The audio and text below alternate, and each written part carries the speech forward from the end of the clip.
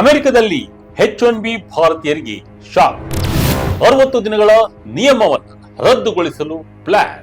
ಅಮೆರಿಕದಲ್ಲಿ ನೆಲೆಸಿರುವ ಲಕ್ಷಾಂತರ ಭಾರತೀಯರಿಗೆ ಈಗ ಒಂದು ದೊಡ್ಡ ಭೀತಿ ಎದುರಾಗಿದೆ.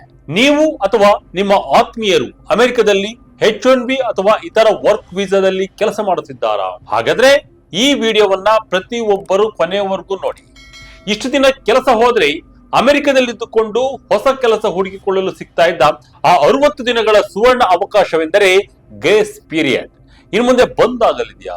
ಉದ್ಯೋಗ ಕಳೆದುಕೊಂಡ ತಕ್ಷಣವೇ ಅಮೆರಿಕ ತೊರೆದು ಮಾತೃದೇಶಕ್ಕೆ ಬರಬೇಕಾಗುತ್ತಾ? ಹೌದು, US ಸರ್ಕಾರ ಈಗ ಇಂತಹದೊಂದು ಕಠಿಣ ನಿಯಮವನ್ನ ತರಲು ಗಂಭೀರ ಚಿಂತನೆಯನ್ನ ನಡೆಸಿದೆ. ಒಂದು ವೇಳೆ ಈ ಕಠಿಣ ನಿಯಮ ಜಾರಿಗೆ ಬಂದರೆ ಅಮೆರಿಕದಲ್ಲಿ ಉದ್ಯೋಗ ಕಳೆದುಕೊಳ್ಳುವ ಪ್ರತಿಯೊಬ್ಬ ಭಾರತೀಯ ನೌಕರರು ಕೇವಲ 24 ಗಂಟೆಗಳ ಒಳಗೆ ಅಮೆರಿಕವನ್ನ ಬಿಟ್ಟು ತಾಯ್ನಾಡಿಗೆ ಮರಳಬೇಕಾಗುತ್ತೆ. ಹಾಗಾದ್ರೆ ಏನಿದು ವೀಸಾ ನಿಯಮದ ರಹಸ್ಯ? ನಿಜಕ್ಕೂ 60 ದಿನಗಳ ನಿಯಮ ರದ್ದಾಗುತ್ತಾ? ಭಾರತೀಯರ ಮುಂದಿರುವ ಹಾದಿ ಏನು? ಕಂಪ್ಲೀಟ್ ಡೀಟೇಲ್ಸ್ ಅನ್ನ ನೋಡ್ತಾ ಹೋಗೋಣ ಬನ್ನಿ. ಕೆಲಸ ಹೋದ ತಕ್ಷಣವೇ ವೀಸಾ ಸವಲತ್ತು ರದ್ದು. ಏನಿದು 60 ದಿನದ ಕಾಲಾವಕಾಶ? ವೀಕ್ಷಕರೇ, 2017ರ ಆರಂಭದಲ್ಲಿ 60 ದಿನಗಳ ಕಾಲಾವಕಾಶ ಜಾರಿಗೆ ಬಂದ ಈ ನಿಯಮವು ವಿದೇಶಿ ನುರಿತ ಉದ್ಯೋಗಿಗಳಿಗೆ ಒಂದು ದೊಡ್ಡ ವರದಾನವಾಗಿತ್ತು. ಇದರ ಪ್ರಕಾರ H1B, L1, O1, TN, E1, E2 ಮತ್ತು E3 ವೀಸಾಗಳಲ್ಲಿ ಕೆಲಸ ಮಾಡುತ್ತಿರುವ ಉದ್ಯೋಗಿ ಹಠಾತ್ತಾಗಿ ಉದ್ಯೋಗ ಕಳೆದುಕೊಂಡ್ರೆ ಅಥವಾ ಕಂಪನಿಗೆ ರಾಜೀನಾಮೆ ನೀಡಿದ್ರೆ ಅವರಿಗೆ ಅಮೆರಿಕದಲ್ಲಿ ಕಾನೂನುಬದ್ಧವಾಗಿ ಇರಲು 60 ದಿನಗಳ ಕಾಲಾವಕಾಶ ಸಿಗ್ತಾ ಇತ್ತು. ಅಂದಿನ ಒಬಾಮಾ ಆಡಳಿತವು ವೀಸಾದಾರರಿಗೆ ಅತ್ಯಂತ ಮಾನವೀಯ ಮತ್ತು ಉದ್ಯೋಗ ಸ್ನೇಹಿ ರಕ್ಷಣೆ ನೀಡಲು ಈ ಗ್ರೇಸ್ ಪೀರಿಯಡ್ ತಂದಿತ್ತು. ಇದರ ಪ್ರಕಾರ ಕೆಲಸ ಹೋದ ತಕ್ಷಣ ಅಥವಾ I-94 ಫಾರ್ಮ್ ಎಕ್ಸ್ಪೈರ್ ಆಗುವ ಮುನ್ನ 60 ದಿನಗಳವರೆಗೆ ಹೊಸ ಕಂಪನಿ ಹುಡುಕಲು ಸಂಪೂರ್ಣ ಕಾನೂನು ರಕ್ಷಣೆ ಇತ್ತು. ಆದರೆ ಈಗ ಆ 20 ವರ್ಷಗಳ ಹಳೆಯ ಸಸ್ಥಾಪಿತ ರಕ್ಷಣೆಯನ್ನ ಟ್ರಂಪ್ ಆಡಳಿತವು ಕಂಪ್ಲೀಟ್ ಆಗಿ ಧೂಳಿಪಟ ಮಾಡಲು ಸನ್ನದ್ಧವಾಗಿದೆ. ಈ 60 ದಿನಗಳ ಅವಧಿಯಲ್ಲಿ ಉದ್ಯೋಗಿ ಏನು ಮಾಡಬಹುದಾಗಿತ್ತು? ಹೊಸ ಕಂಪನಿಯಲ್ಲಿ ಉದ್ಯೋಗವನ್ನ ಹುಡುಕಿ ವೀಸಾ ಟ್ರಾನ್ಸ್ಫರ್ ಮಾಡಿಸಿಕೊಳ್ಳಬಹುದು, ತಮ್ಮ ವೀಸಾ ಸ್ಟೇಟಸ್ ಅನ್ನ ಬದಲಾಯಿಸಿಕೊಳ್ಳಬಹುದಿತ್ತು, ಅಥವಾ ಯಾವುದೇ ಧಾವಂತವಿಲ್ಲದೆ ಶಾಂತವಾಗಿ ದೇಶ ತೊರೆಯಲು ಸಿದ್ಧತೆಯನ್ನ ಮಾಡಿಕೊಳ್ಳಬಹುದು. ಈ 60 ದಿನಗಳು ಒಬ್ಬ ಉದ್ಯೋಗಿಗೆ ಮತ್ತು ಅವರ ಹೆಂಡತಿ ಮಕ್ಕಳಿಗೆ ಮಾನಸಿಕವಾಗಿ ಮತ್ತು ಆರ್ಥಿಕವಾಗಿ ಚೇತರಿಸಿಕೊಳ್ಳಲು ಸಿಗ್ತಾ ಇದ್ದ ಬಹುದೊಡ್ಡ ಸಮಾಧಾನವಾಗಿತ್ತು. ಆದರೆ ಈಗ ಇದೇ ನಿಯಮಕ್ಕೆ ಅಮೆರಿಕ ಸರ್ಕಾರ ಕತ್ತರಿ ಹಾಕಲು ಹೊರಟಿದೆ. ಅಮೆರಿಕ ತರುತ್ತಿರುವ ಹೊಸ ಬದಲಾವಣೆ ಏನು? ಈಗ ಅಮೆರಿಕ ಸರ್ಕಾರ ಪ್ರಸ್ತಾಪಿಸಿರುವ ಹೊಸ ನಿಯಮ ಜಾರಿಗೆ ಬಂದರೆ ಏನಾಗುತ್ತದೆ ಗೊತ್ತಾ? ಒಂದು ವೇಳೆ ಈ ನಿಯಮ ಅನುಮೋದನೆಗೊಂಡರೆ ಉದ್ಯೋಗ ಕಳೆದುಕೊಂಡ ತಕ್ಷಣವೇ ಆ ವ್ಯಕ್ತಿಯ ಕಾನೂನುಬದ್ಧ ವಾಸ್ತವ್ಯದ ಬಗ್ಗೆ ಹಕ್ಕು ರದ್ದಾಗುತ್ತೆ. ಅಂದರೆ ಇಷ್ಟು ದಿನ ಸಿಗ್ತಾ ಇದ್ದ 60 ದಿನಗಳ ಗ್ರೇಸ್ ಪೀರಿಯಡ್ ಸಂಪೂರ್ಣವಾಗಿ ರದ್ದಾಗುತ್ತದೆ. ಇದರ ಪರಿಣಾಮಗಳು ಅತ್ಯಂತ ಭೀಕರವಾಗಿರುತ್ತೆ. ತಕ್ಷಣವೇ ದೇಶ ತೊರೆಯಬೇಕು.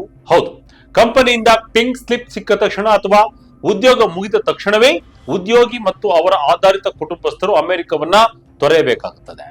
ಅಮೆರಿಕದ ಒಳಗಿದ್ದುಕೊಂಡು ವೀಸಾ ಟ್ರಾನ್ಸ್ಫರ್ ಇಲ್ಲ. ಕೆಲಸ ಹೋದ ನಂತರ ಅಮೆರಿಕದಲ್ಲಿಯೇ ಇದ್ದು ಹೊಸ ಕಂಪನಿಗೆ ವೀಸಾ ವರ್ಗಾವಣೆ ಮಾಡಿಕೊಳ್ಳಲು ಅಥವಾ ಬೇರೆ ವೀಸಾ ಕೆಟಗರಿಗೆ ಬದಲಾಗಲು ಅವಕಾಶ ಇರುವುದಿಲ್ಲ. USCIS ವಿನಾಯಿತಿ ಮಾತ್ರ ಗತಿ. ಅಮೆರಿಕದ ಪೌರತ್ವ ಮತ್ತು ವಲಸೆ ಸೇವೆಗಳು ತಮ್ಮ ವಿಶೇಷ ಅಧಿಕಾರವನ್ನು ಬಳಸಿ ವಿನಾಯಿತಿ ನೀಡಿದ್ರೆ ಮಾತ್ರ ವಿನಾಯಿತಿ ಸಿಗಬಹುದು. ಇಲ್ಲದಿದ್ರೆ ತಕ್ಷಣ ಹೊರಡಲೇಬೇಕು. ಅಂದ್ರೆ ಇಷ್ಟು ವರ್ಷ ಅಮೆರಿಕದಲ್ಲಿದ್ದು ಮನೆ, ಕಾರು, ಮಕ್ಕಳ ಶಾಲೆ ಅಂತ ಸೆಟ್ಲ್ ಆಗಿದ್ದ ಕುಟುಂಬಗಳು ಒಂದೇ ರಾತ್ರಿಯಲ್ಲಿ ಎಲ್ಲವನ್ನು ಕಟ್ಟಿಕೊಂಡು ದೇಶ ಬಿಡಬೇಕಾದ ಪರಿಸ್ಥಿತಿ ನಿರ್ಮಾಣವಾಗಬಹುದು. ಭಾರತೀಯರ ಮೇಲೆಯೇ ಯಾಕೆ ದೊಡ್ಡ ಹೊಡೆತ? ಈ ಹೊಸ ಪ್ರಸ್ತಾಪದಿಂದ ಜಗತ್ತಿನ ಹಲವು ದೇಶಗಳ ಉದ್ಯೋಗಿಗಳಿಗೆ ತೊಂದರೆಯಾಗಲಿದೆ. ಆದರೂ ಇದರ ನೇರ ಮತ್ತು ಅತ್ಯಂತ ದೊಡ್ಡ ಹೊಡೆತ ಬೀಳುವುದು ನಮ್ಮ ಭಾರತೀಯ ಸಮುದಾಯದ ಮೇಲೆ. ಯಾಕೆ ಗೊತ್ತಾ? ಅಮೆರಿಕದ USCIS ನೀಡಿರುವ ಅಧಿಕೃತ ಅಂಕಿಅಂಶಗಳ ಪ್ರಕಾರ 2024ರ ಆರ್ಥಿಕ ವರ್ಷದಲ್ಲಿ ಅನುಮೋದನೆಗೊಂಡ ಒಟ್ಟು H1B ವೀಸಾಗಳಲ್ಲಿ 71% ವೀಸಾಗಳು ಭಾರತದಲ್ಲಿ ಜನಿಸಿದ ನುರಿತ ಉದ್ಯೋಗಿಗಳಿಗೆ ಸಿಕ್ಕಿವೆ. ಪ್ರಸ್ತುತ ಅಮೆರಿಕದ ಜನಗಣತಿ ವರದಿಗಳ ಪ್ರಕಾರ 5.2 ಮಿಲಿಯನ್ಗಿಂತಲೂ 52 ಲಕ್ಷಕ್ಕೂ ಹೆಚ್ಚು ಭಾರತೀಯ ಮೂಲದ ಜನರು ಅಮೆರಿಕದಲ್ಲಿ ವಾಸಿಸುತ್ತಿದ್ದಾರೆ. ಅದರಲ್ಲಿ IT, ಹೆಲ್ತ್ ಕೇರ್, ಇಂಜಿನಿಯರಿಂಗ್ ಕ್ಷೇತ್ರದಲ್ಲಿ ಕೆಲಸ ಮಾಡುತ್ತಿರುವ 70%ಕ್ಕೂ ಹೆಚ್ಚು ಜನರು H1B ಅಥವಾ L1 ವೀಸಾಗಳನ್ನೇ ನೆಚ್ಚಿಕೊಂಡಿದ್ದಾರೆ. ಇತ್ತೀಚಿನ ದಿನಗಳಲ್ಲಿ ಗೂಗಲ್, ಮೈಕ್ರೋಸಾಫ್ಟ್, ಮೆಟಾ, ಅಮೆಜಾನ್ ಅಂತಹ ದೈತ್ಯ ಕಂಪನಿಗಳು ಸತತವಾಗಿ ಲೇ ಆಫ್ ಮಾಡ್ತಾ ಇದ್ದಾವೆ. ಇಂತಹ ಸಮಯದಲ್ಲಿ 60 ದಿನಗಳ ಕಾಲಾವಕಾಶವೂ ಇಲ್ಲದಿದ್ದರೆ ನಮ್ಮ ಭಾರತೀಯ ಉದ್ಯೋಗಿಗಳು ಅನುಭವಿಸುವ ಮಾನಸಿಕ ಕಿರುಕುಳ ಮತ್ತು ಆರ್ಥಿಕ ನಷ್ಟ ಊಹಿಸಲು ಸಾಧ್ಯವಿಲ್ಲ. ಇಕ್ಕಟ್ಟಿನಲ್ಲಿ ವಲಸಿಗ ಉದ್ಯೋಗಿಗಳು. ಆದರೆ ವೀಕ್ಷಕರೇ, ಇಲ್ಲೊಂದು ಸಣ್ಣ ಸಮಾಧಾನಕರ ವಿಷಯವಿದೆ. ಈ ಪ್ರಸ್ತಾಪ ಇನ್ನು ಸಂಪೂರ್ಣವಾಗಿ ಕಾಯ್ದೆಯಾಗಿ ಜಾರಿಗೆ ಬಂದಿಲ್ಲ. ಪ್ರಸ್ತುತ ಈ ಪ್ರಸ್ತಾಪವು ಶ್ವೇತಭವನದ office of management and budget ಪರಿಶೀಲನೆಯಲ್ಲಿದೆ. OMB ಪರಿಶೀಲನೆ ಮುಗಿದ ನಂತರ ಇದನ್ನ ಫೆಡರಲ್ ರಿಜಿಸ್ಟರ್ ನಲ್ಲಿ ಪ್ರಕಟಿಸಲಾಗುತ್ತದೆ.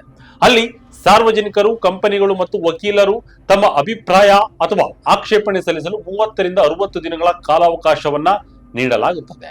ಸಾರ್ವಜನಿಕರ ಅಭಿಪ್ರಾಯಗಳನ್ನ ಪರಿಶೀಲಿಸಿದ ನಂತರವಷ್ಟೇ ಅಮೆರಿಕ ಸರ್ಕಾರ ಇದನ್ನ ಅಂತಿಮವಾಗಿ ಕಾನೂನಾಗಿ ಜಾರಿಗೆ ತರುತ್ತದೆಯೇ ಅಥವಾ ಹಿಂಪಡೆಯುತ್ತದೆಯೇ ಎಂಬುದು ತಿಳಿಯಲಿದೆ. ಈಗಾಗಲೇ ಅಮೆರಿಕದ ದೊಡ್ಡ ದೊಡ್ಡ ಕಾರ್ಪೊರೇಟ್ ಕಂಪನಿಗಳು ಮತ್ತು ವಲಸೆ ವಕೀಲರು ಈ ಪ್ರಸ್ತಾಪವನ್ನ ತೀವ್ರವಾಗಿ ಗಮನಿಸುತ್ತಿದ್ದಾರೆ.